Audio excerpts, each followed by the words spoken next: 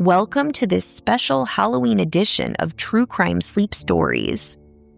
As the crisp October air wraps around us and jack-o'-lanterns flicker on porches everywhere, there's something irresistibly magnetic about the season's embrace of the unknown. Tonight, we delve into the shadowy allure of haunted houses, those ordinary structures that twist into vessels of fear. But before we step across those creaky thresholds, let us pause and reflect on why we seek out such chills in the first place. Imagine for a moment the primal thrill of fear. Our ancestors huddled in caves, hearts pounding at the snap of a twig in the dark, a survival instinct wired deep into our bones. Today, in a world of screens and schedules, that same instinct craves release. We flock to haunted houses not to escape reality, but to taste its sharpest edge in a controlled sip. Psychologists call it benign masochism, the pleasure derived from safe scares where adrenaline surges without true peril. Maybe that's why you love true crime podcasts, like the one you're listening to right now. It's a dance with the darkness, a reminder that we're alive, electric, and resilient. And on Halloween, this fascination peaks. Costumes cloak us in anonymity. Candy sweetens the terror. And for one night, we surrender to the spectacle of spooks, ghosts, and ghouls parading through neighborhoods. Yet, at the heart of every haunted attraction lies a profound irony. A house, by its very essence, symbolizes sanctuary. It's the hearth where families gather, the walls that shield us from the storm, the roof under which dreams are nurtured. From childhood tales of forts built from blankets to the quiet comfort of returning home after a long day, our homes whisper promises of safety and belonging. What happens then when that promise shatters? When the familiar becomes the frightening? These are the houses of horrors we explore tonight, places where the line between thrill and trauma blurs, where fiction feeds on fact, and where the echo of a scream lingers long after the lights go out. As we journey through these tales, let the stories wash over you like a gentle fog, lulling your mind toward rest, even as your pulse quickens just a touch. Settle in, dim the lights, and allow the night to unfold. And now, welcome once more to True Crime Sleep Stories, the podcast where we unravel the threads of darkness in hushed tones, guiding you towards slumber with narratives that intrigue without overwhelming. I'm your host, and tonight, in honor of All Hallows Eve, we present Halloween House of Horrors. Tonight, we'll wander through 3 interconnected tales of dwellings turned dreadful, an urban legend that gripped a nation, a cinematic nightmare rooted in whispers of reality, and a modern-day labyrinth of legal shadows. Each story builds upon the last, reminding us how the imagination amplifies our deepest fears. So, breathe deeply, let your eyelids grow heavy, and follow me through our first open door. Our first tale takes us to a quiet suburb on Long Island, New York, where a colonial-style home with shuttered windows and a sloping Dutch roof stands as a monument to one of America's most enduring urban legends, the Amityville Horror. It begins, as so many nightmares do, with unspeakable violence. On November 13th, 1974, Ronald DeFeo Jr., a troubled 23-year-old, armed himself with a .35 caliber rifle and methodically murdered his entire family in their sleep. His father, mother, and 4 siblings lay in their beds at 112 Ocean Avenue, unaware as bullets silenced their breaths one by one. DeFeo claimed voices in his head compelled him, but a jury saw cold calculation, convicting him of 6 counts of second-degree murder. He would spend the rest of his life behind bars, dying in 2021 without ever fully explaining the why. The house, with its blood-stained floors scrubbed clean but never truly purified, sat empty for over a year, a silent sentinel amid the maple trees and manicured lawns of Amityville. Then, in December 1975, a young couple, George and Kathy Lutz, moved in with their 3 children and a fluffy sheepdog named Harry. They knew the history, of course. The real estate agent had disclosed it with a somber nod. But love is blind, and bargains beckon. The Lutzes paid just $110,000 for a waterfront dream home drawn by its high ceilings, swimming pool, and boathouse. For the first week, all seemed idyllic. The children laughed in the playroom, George tended the grounds, and Kathy unpacked boxes filled with hope. But by the 7th night, the cracks appeared. George awoke drenched in sweat, convinced invisible hands gripped his throat. The house grew inexplicably cold, even with the furnace roaring. Doors slammed shut on their own, and foul odors like rotting meat wafted from the walls. Kathy heard marching feet in the attic as if an unseen regiment paraded above. The children reported ghostly figures, a demonic pig with red eyes peering through windows and a hooded specter that whispered threats. One evening, green slime oozed from keyholes and levitating beds hurled family members against ceilings. The family priest, invited to bless the home, fled in terror after a disembodied voice hissed, "Get out," in Latin. Terrified, the Lutzes abandoned the house after just 28 days, leaving behind clothing, furniture, and half-eaten Christmas dinners. Their story exploded into the public eye through Jay Anson's 1977 bestseller, The Amityville Horror, which detailed poltergeist activity, apparitions of the murdered DeFeos, and even claims of Native American burial grounds beneath the foundation fueling the evil. Sensational headlines screamed of a portal to hell, and the legend took root, spawning theories of a satanic curse tied to the house's original builder, a colonial-era judge who sentenced witches to the stake. Was it fact or fiction? That's the delicious ambiguity of urban legends. They thrive in the gray. Investigations later revealed embellishments. The Lutzes admitted to borrowing details from The Exorcist, and no slime or levitations were ever independently verified. Skeptics pointed to financial motives. The book deal alone netted them a fortune. The house's subsequent owners reported no hauntings, living peacefully for decades. Yet, the story endures because it taps our collective dread. What if the evil isn't supernatural, but the banality of human monstrosity seeping into the walls?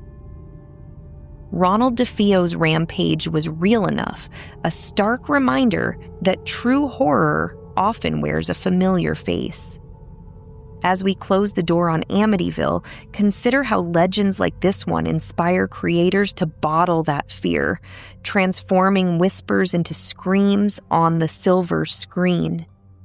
Our next tale emerges from the glow of Hollywood, where a family's real-life ordeal became the blueprint for one of the most chilling films ever made. Transitioning from legend to lens, we arrive at the second story. The 2013 blockbuster, The Conjuring, directed by James Wan, a cinematic house of horrors that doesn't just scare, it burrows into your subconscious like roots through soil. The film centers on the Perron family, who in 1971 relocated to a sprawling 19th century farmhouse in Harrisville, Rhode Island. Roger and Carolyn Perrin, along with their 5 daughters, sought rural tranquility after years in the city. The Arnold estate, as it was known, promised open fields, a wraparound porch, and cellars cool enough for summer root vegetables. But from the moment they unpacked, the house revealed its teeth. Objects moved of their own accord, brooms sweeping invisible floors, keys vanishing only to reappear in locked drawers. The children heard giggling from empty rooms, and one daughter swore a woman in gray hovered at her bedside, her touch icy as winter frost. Carolyn suffered the worst, bruises blooming on her arms like storm clouds, scratches carving words into her skin. The family matriarch, Bathsheba Sherman, a supposed 19th century witch who poisoned her daughter and hanged herself from a tree on the property, seemed to stir in the shadows. Desperate, the Perrins summoned renowned paranormal investigators Ed and Lorraine Warren, whose real-life exploits inspired the film's protagonists. Vera Farmiga's Lorraine Warren channels empathy and terror as she uncovers Bathsheba's curse, while Patrick Wilson's Ed battles possessions with holy water and unyielding faith. The house itself is a character, creaking stairs that bleed, wardrobes swallowing children whole, and a basement conjuring clapboard ghosts from the grave. Wan's direction weaves slow-burn tension with explosive set pieces. A dollhouse reenacting murders, birds battering windows in suicidal frenzy, and a climactic exorcism where faith clashes against primordial rage. The film's score, a haunting swell of strings and whispers, amplifies every floorboard groan, making viewers question the darkness in their own homes. But is this movie merely entertainment, or does it harbor kernels of truth? The Perrins insisted their experiences were genuine, corroborated by the Warrens' meticulous journals. Harrisville locals spoke of the farm's dark history: suicides, infanticides, and unexplained fires tracing back to the 1700s. Bathsheba was real, a pious Baptist accused posthumously of witchcraft, and archaeological digs uncovered odd talismans buried near the tree. The Warrens deemed it one of their most harrowing cases, with Lorraine claiming to this day that residual energy lingers. Yet, skeptics argue embellishment for dramatic effect. No exorcism tapes exist, and some details echo folklore more than fact. Regardless, The Conjuring blurs the veil masterfully, proving how art can immortalize agony. It reminds us that while cameras capture shadows, the human spirit projects them larger still. As the credits roll on our silver screen specter, we step from fiction's glow into the harsh fluorescence of reality's underbelly. Our final tale isn't born of ghosts or celluloid, but of waivers, screams, and courtrooms, a contemporary house of horrors where consent is currency and terror is the ticket price. This is the saga of McKamey Manor, an extreme haunted attraction that pushed the boundaries of fear until they snapped. Nestled in the wooded outskirts of Summertown, Tennessee, McKamey Manor opened its doors in 2017, founded by Russ McKamey, a burly ex-Navy veteran with a penchant for the macabre. What began as a free backyard haunt in San Diego evolved into a by-appointment-only ordeal advertised as the world's scariest haunted house. Participants, lured by social media clips of drenched actors in straitjackets and promises of a $20,000 prize for survivors, signed a 40-page waiver outlining potential perils: waterboarding, forced pet eating, and psychological torment that could last up to 10 hours. No actors in makeup here, just immersive survival horror, McKamey boasted, where guests became prey in a labyrinth of his design. The manor itself was no grand estate, but a modest single-story home, retrofitted with blacked-out windows, hidden cameras, and props scavenged from garage sales. Rusty cages, faux syringes, and walls smeared with stage blood. At first, thrill seekers arrived in droves, filming TikToks of their tours that ended in hysterical sobs or vows never to return. But whispers turned to warnings. Former participants described not scares, but simulations of assault. Being buried alive in coffins filled with worms, teeth pulled from their mouths, or strapped to chairs for mock electroshock. Safe words like red or physical signals were reportedly ignored, leaving some with PTSD-like symptoms. One woman, Christina England, recounted being submerged in icy water until near drowning, her pleas dismissed as part of the act. Another, Gabby Bell, emerged with chunks of hair yanked out and bruises from restraining actors. Social media erupted with hashtag boycott McKamey Manor, and by 2022, petitions to shut it down garnered over 200,000 signatures. Legal tempests followed. In 2023, Hulu's documentary Monster Inside America's Most Extreme Haunted House peeled back the curtain, featuring ex-participants' testimonies and McKamey's unapologetic interviews. He defended his creation as consensual art, a test of limits akin to extreme sports. Yet, the film ignited scrutiny. Tennessee Attorney General Jonathan Skermetti launched an investigation under the Consumer Protection Act, probing deceptive practices. The waiver's fine print buried in legalese, the unattainable prize, rules changed mid-tour to ensure failure, and consent allegedly revoked without mercy. McKamey fired back in March 2024, suing Skermetti and the state fire marshal for constitutional violations, claiming political harassment. His case was dismissed in August, though appeals lingered. Personal scandals compounded the chaos.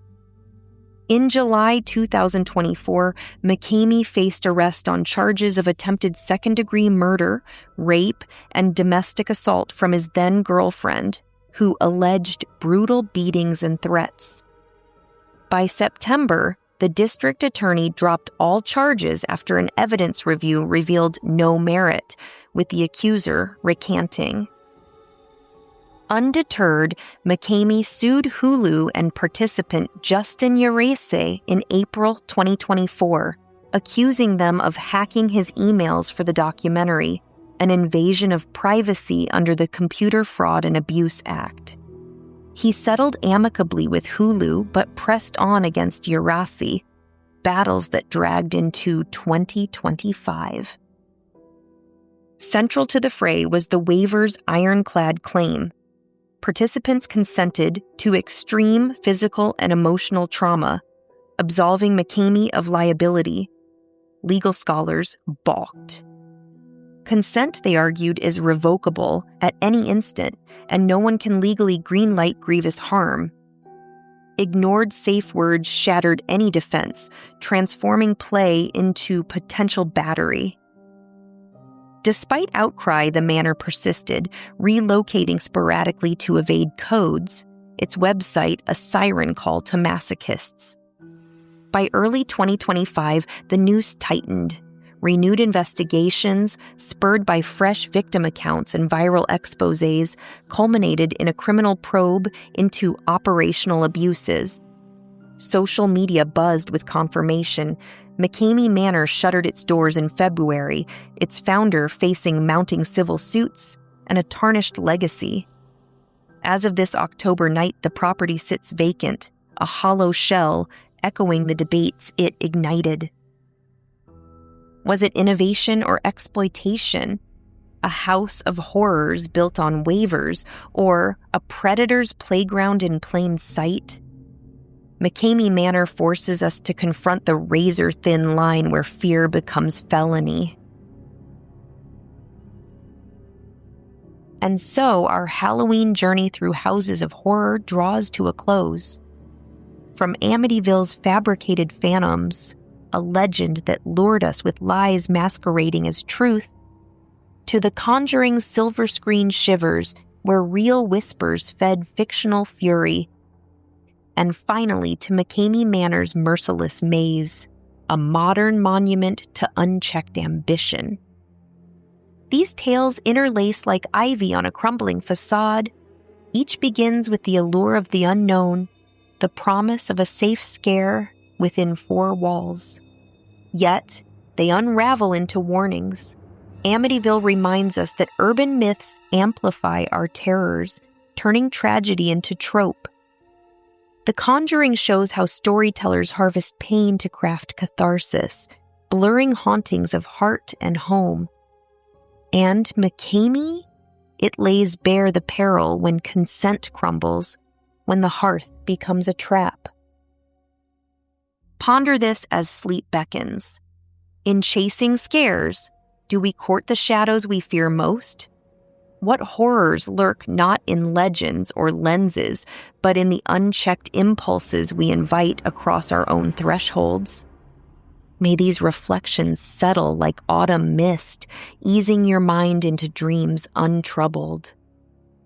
Remember, true safety blooms in awareness and boundaries held firm. Stay curious, stay cautious, and above all, stay safe out there. This has been True Crime Sleep Stories. Sweet dreams and good night.